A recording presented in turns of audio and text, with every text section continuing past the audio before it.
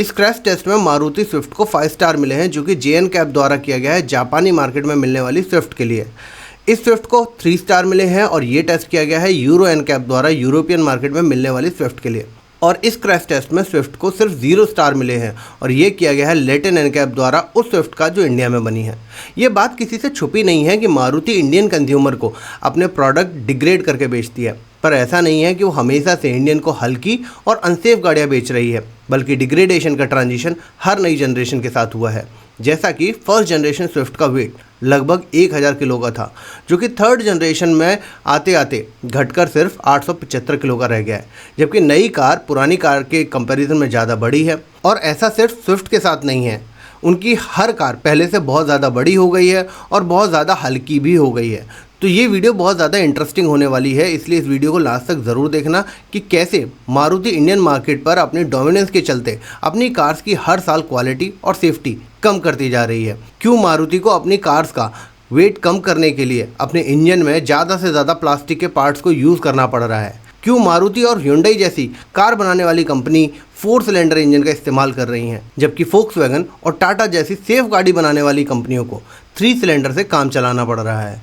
और क्यों Indian buyers आज भी सबसे ज़्यादा मारुति कार्स खरीद रहे हैं, जबकि मारुति की अनसेफ कार को लेकर लोगों को काफ़ी ज़्यादा अवेयरनेस भी है। और अगर आपको वीडियो पसंद आए तो वीडियो को लाइक और चैनल को सब्सक्राइब ज़रूर कर लें। तो चलिए शुरू करते हैं आज की वीडियो को। मारुति सुजुकी की शुरुआत मारुति उद्योग के तौर पर गवर्नमेंट ऑफ इंडिया ने 1981 में की। उस टाइम पर क्योंकि इंडियन मार्केट ओपन नहीं थी, तो मारुति 800 यानी कि SS80 को जापान से इंपोर्ट करके इंडिया में बेचा जाना शुरू कर दिया गया। पर कुछ समय बाद ही उन्होंने गुड़गांव के अंदर एक असेंबली प्लांट भी शुरू कर दिया। मारुति कार इंडिया में आते ही हिट हो गई। सिर्फ 4 साल के अंदर ही यानी 1985 में उन्होंने 1 लाख कार्स बेच दी थी, जो कि अपने आप में बहुत बड़ी बात है उस टाइम के भारत के लिए। अब मारुति इंडिया में आते ही इसलिए हिट हो गई क्योंकि ये कार इंडिया में अवेलेबल किसी भी गाड़ी से ज़्यादा तेज़ थी, इसकी हैंडलिंग बहुत अच्छी थी, इसकी क्वालिटी बाकी गाड़ियों से ज़्यादा सुपीरियर, फिर चाहे वो एक्सटीरियर हो या इंटीरियर हो, चाहे डैशबोर्ड, किसी भी जगह ले लें इसका इंजन काफ़ी ज़्यादा रिफाइंड था किसी भी गाड़ी से उस टाइम पर जो कि मार्केट में अवेलेबल थी। फॉर एग्जाम्पल पद्मिनी या फिर एम्बेसडर। और इसकी माइलेज भी बहुत ज़्यादा अच्छी थी, किसी भी सेगमेंट की बात कर लो उसके हिसाब से। सुजुकी ने मारुति को 2003 में गवर्नमेंट ऑफ इंडिया से ख़रीद लिया था और आज की डेट में सुजुकी के पास अपने सब्सिडरी ब्रांड के 56% शेयर हैं। अर्ली और मिड 2000 में सुजुकी जो भी मॉडल इंडिया में लॉन्च कर रही थी उसकी क्वालिटी ऑलमोस्ट वैसे ही देने की कोशिश कर रही थी जैसे वो बाहर के देशों में दे रही थी। और इस एग्जांपल के लिए हम बात कर सकते हैं इनकी SX4 की या इनकी फर्स्ट जनरेशन स्विफ्ट की, या फिर जो पुरानी बलेनो आती थी उसकी, या फिर वर्सा की। मारुति की शुरुआती गाड़ियों की बिल्ड क्वालिटी इतनी अच्छी थी कि इनको फ्लॉलेस कार तक का टैग मिला हुआ था इंडियन मार्केट के अंदर। पर फिर ऐसा क्या हुआ कि आज मारुति अपनी बहुत ही हल्की बिल्ड क्वालिटी और बहुत ही अनसेफ गाड़ियों के लिए जानी जा रही है?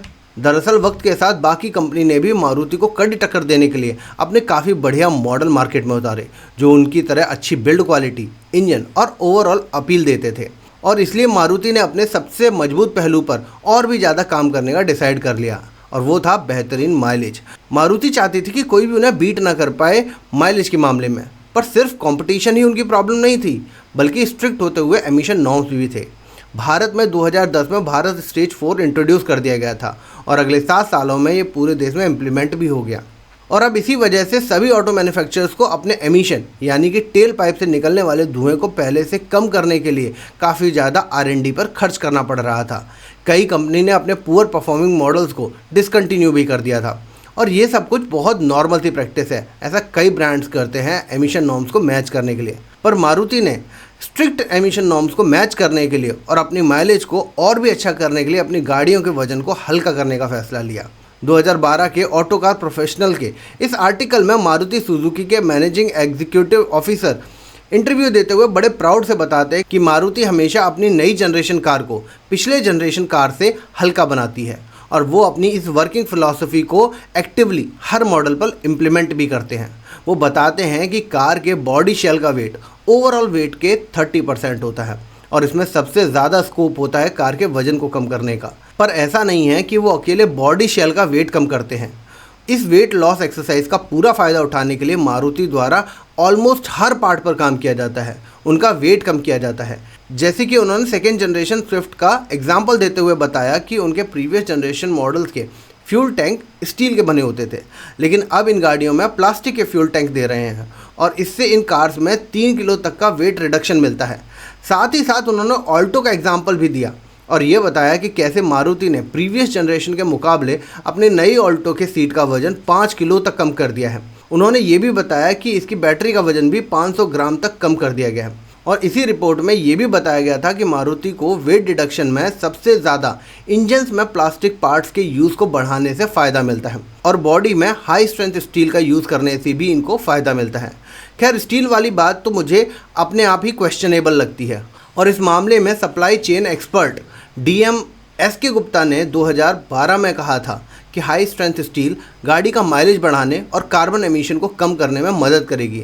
जैसा कि मारुति की गाड़ियों के आउटर बॉडी की जो शीट है वो हम सब जानते हैं कि कितनी पतली है और इसका ये स्ट्रेंथ वाला स्टेटमेंट ये अपने आप में ही काफ़ी ज़्यादा डाउटफुल है, क्योंकि गाड़ी अगर सिर्फ स्प्लेंडर से भी टकरा जाए तो उसका ये हाल होता है कि क्या कहें।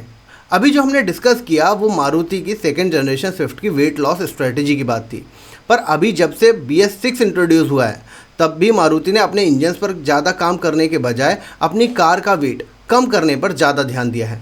2021 में ऑटो कार प्रोफेशनल को मारुति के CEO ने इंटरव्यू देते हुए बताया था कि वो नए BS6 को मैच करने के लिए अपने हार्डटेक प्लेटफॉर्म के 5th इटरेशन के जरिए अपने गाड़ियों के वेट को फिर से कम कर रहे हैं। उन्होंने बताया था कि उनकी नई स्विफ्ट फर्स्ट जनरेशन के मुकाबले अब 125 किलो तक हल्की हो गई है और उन्होंने अपनी सिलेरियो के बारे में बताया कि वो 25 किलो तक हल्की हो गई है, जबकि ये दोनों गाड़ियाँ पुरानी गाड़ियों के मुकाबले काफ़ी ज़्यादा बड़ी हो गई हैं। प्लास्टिक के पार्ट्स को सिग्निफिकेंटली बढ़ा दिया है और इससे इनके वेट में 30% और कॉस्ट में 45% तक की कमी आएगी और आगे चलकर 50% तक कम करेंगे। यही नहीं, वो अपने CNG सिलेंडर में भी कंपोजिट मटेरियल का इस्तेमाल करके इसका वजन भी और ज़्यादा कम करेंगे। अभी जो मैंने आपको पूरी वेट लॉस की स्टोरी बताई है, इसका रिजल्ट मैं आपको स्विफ्ट के थ्रू समझाता हूँ। ये फर्स्ट जनरेशन स्विफ्ट है और इसका वेट 1000 किलोग्राम तक है। ये सेकेंड जनरेशन स्विफ्ट है और जिसका कर वेट 960 किलोग्राम है और थर्ड जनरेशन स्विफ्ट है, इसका कर वेट 875 किलो है। तो स्विफ्ट ने फर्स्ट जनरेशन से थर्ड जनरेशन तक का सफ़र करने में लगभग 125 किलो तक लूज़ कर दिया है, जबकि नई वाली गाड़ी पुरानी वाली गाड़ी से 4 इंच लंबी भी है और चौड़ी भी है और इसमें पुरानी गाड़ी से ज़्यादा फीचर्स भी हैं, जैसे एयर बैग्स या इलेक्ट्रॉनिक फीचर्स वगैरह ज़्यादा है, मोटर्स ज़्यादा यूज़ हुई हैं। अब अगर बात करें कि क्या इंडिया में अवेलेबल सारी कंपनी ऐसा ही कर रही हैं जैसा मारुति कर रही है, तो इसका जवाब है कि नहीं, क्योंकि हर इटरेशन के साथ गाड़ी का वजन बढ़ता है। पुरानी गाड़ी के मुकाबले नई गाड़ी में ज़्यादा फीचर्स होते हैं और आजकल एक ट्रेंड चला है गाड़ी को चौड़ा करने का, तो इसकी वजह से भी गाड़ी का वजन बढ़ना ही चाहिए, कम नहीं होना चाहिए, जैसा कि ज़्यादातर केसेस में होता भी है। अब ये तो हमें समझ में आ रहा है कि सुजुकी नॉर्म्स को मैच करने के लिए वेट लूज़ कर रही है, पर बाकी ब्रांड कैसे रिलेवेंट है? जैसे कि अगर मैं टाटा की अल्ट्रॉस की बात करूं जो सुजुकी की बलेनो से 165 किलोग्राम तक भारी है, वो कैसे एमिशन नॉर्म्स को मैच कर पा रहे हैं? टाटा बाकी कंपनी की तरह ही अपने इंजन पर ज़्यादा से ज़्यादा R&D करता है, पर ज़्यादा माइलेज के लिए टाटा को अपनी कार्स में 4 सिलेंडर इंजन के बजाय 3 सिलेंडर इंजन का इस्तेमाल करना पड़ता है। और ये सिर्फ टाटा के साथ नहीं होता है। अगर मैं फोर्ड जैसी कंपनी के बारे में बात करूं जो इंडिया में एक समय पर बहुत ज़्यादा मजबूत कार बनाने वाली कंपनी के तौर पर उभरे थे, तो शुरुआत में वो भी अपनी गाड़ियों में 4 सिलेंडर इंजन ही यूज़ करते थे, लेकिन 2019 के बाद उन्होंने भी 3 सिलेंडर इंजन का यूज़ करना स्टार्ट कर दिया था। तो ऐसे में सवाल उठता है कि मारुति क्यों अपनी बेकार बिल्ड क्वालिटी के लिए झेल रही है? वो क्यों नहीं यूज़ कर लेती 3 सिलेंडर इंजन? क्योंकि 3 cylinder engine under power feel होता है 4 सिलेंडर इंजन के सामने, और नंबर ऑफ ऑड सिलेंडर होने की वजह से कभी इंजन के अंदर पिस्टन की वेट बैलेंसिंग नहीं हो पाती है, जिसकी वजह से एक अजीब सी वाइब्रेशन आती है पूरी गाड़ी में या उसके स्टीयरिंग पर। अब कुछ गाड़ियों में ये कम हो सकती है तो कुछ गाड़ियों में बहुत ज़्यादा। और इस चीज़ का एक प्राइम एग्जांपल हम निसान की मैग्नाइट को ले सकते हैं। उस कार को ख़रीदने वाले लोग खुद मानते हैं कि ये गाड़ी बहुत ही ज़्यादा अंडर पावर फील होती है, पर फिर भी मेरे हिसाब से निसान के पास इसके अलावा कोई और ऑप्शन ही नहीं था। एटलीस्ट निसान एथिकली बिजनेस करते हुए सेफ गाड़ी तो बना रहे हैं। मैं आप लोगों को एक चीज़ और बताता हूँ, जब मारुति की ब्रेजा को छोड़कर ऑलमोस्ट उनकी सारी गाड़ियाँ ग्लोबल एनकैप में फेल हो गई, तब ग्लोबल एनकैप के CEO डेविड वार्नर ने बोला था कि मारुति को इंडिया के लिए सेफ कार बनानी चाहिए, ऐसी गाड़ियाँ जो ग्लोबल एनकैप में 5 स्टार्स ला सकें। तो उस पर मारुति के सीनियर एग्जीक्यूटिव डायरेक्टर रिप्लाई करते हुए कहते हैं कि मारुति इंडियन गवर्नमेंट के सेफ्टी नॉर्म्स को ऑलरेडी फॉलो कर रही है, और वो ये बोलते हैं कि ग्लोबल एनकैप के रिजल्ट को वो एक ऑनेस्ट रिजल्ट नहीं मानते। मैं आपको बता दूं कि सेफ्टी को लेकर इंडियन गवर्नमेंट ने अभी कुछ ज़्यादा क्रिटिकल टेस्ट नहीं बनाया है। अभी जो मैन्युफैक्चरर्स के लिए सेफ्टी नॉर्म्स हैं वो हमारे देश में काफ़ी बेसिक हैं। इंडियन गवर्नमेंट एनकैप लाई है, अब यही बताएगा कि मारुति की हकीकत क्या है। अब ऐसा भी नहीं है कि मारुति की सेफ्टी इशूज़ के बारे में लोगों को पता नहीं है। इन गाड़ियों के इतने ज़्यादा बिकने में सबसे बड़ा रीज़न होता है बेहतरीन फ्यूल माइलेज, जिसके बारे में मैं पहले ही बात कर चुका हूँ वीडियो में। और अक्सर ये देखने को मिलता है कि मारुति के जो ओनर्स होते हैं वो पहले 2 व्हीलर चलाते थे, यानी कि वो 2 व्हीलर से 4 व्हीलर में शिफ्ट होते हैं और उनका मानना होता है कि 2 व्हीलर से तो ज़्यादा सेफ्टी देगी ही गाड़ी, जो कि सही भी है एक बार के लिए, और इसलिए वो सेफ्टी के साथ कॉम्प्रोमाइज़ कर लेते हैं ओवर द माइलेज।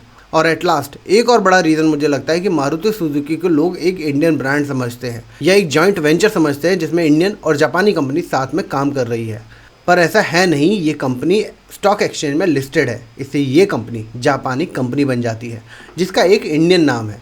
और इसका इंडियन नाम इसलिए है क्योंकि इसके साथ एक इतिहास जुड़ा है।